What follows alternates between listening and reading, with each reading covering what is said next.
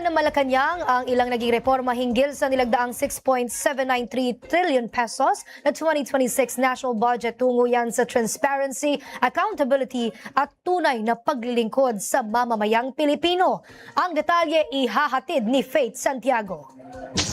Kapakanan ng ating mga kawal, pulis at uniformadong hanay na araw-araw naglilingkod at nagbubuwis ng kanilang buhay para sa bayan.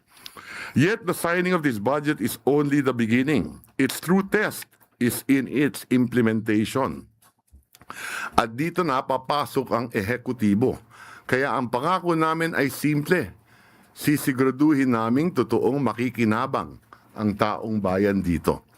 We built a budget that is clean, disciplined, and responsive. And we will implement it with integrity. Iyan ang mga naging pambungad na salita ni Executive Secretary Ralph Recto sa naganap na press conference matapos lagdaan ni Pangulong Ferdinand R. Marcos Jr. ang 2026 national budget.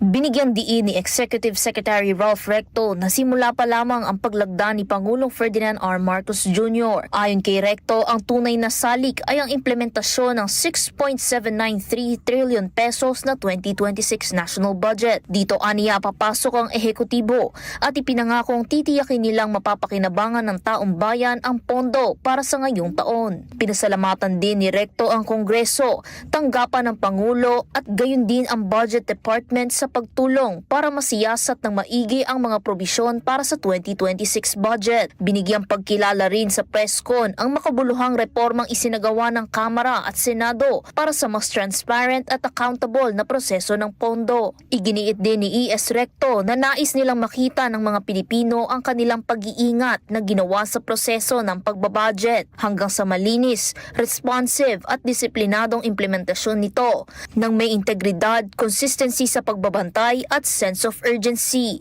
Tiniyak din nilang lahat ng nakasaad sa batas ay nakabatay sa tunay na pangangailangan at tapat sa sambayan ng Pilipino, gaya ng edukasyon, serbisyong pangkalusugan, agrikultura at serbisyong pampubliko. Samantala, vinito ni Pangulong Ferdinand R. Marcos Jr. ang ilang items sa unprogrammed funds na nagkakahalaga ng 92.5 billion pesos, kabilang na ang budgetary support sa GOCCs, fiscal support sa CARS program, insurance for government assets, LGU shares, race program, GOP counterpart for foreign assisted projects at iba pa. Ipinagbawal na din ang pamumulitika sa social services sa pamamagitan ng karagdagang probisyon sa budget.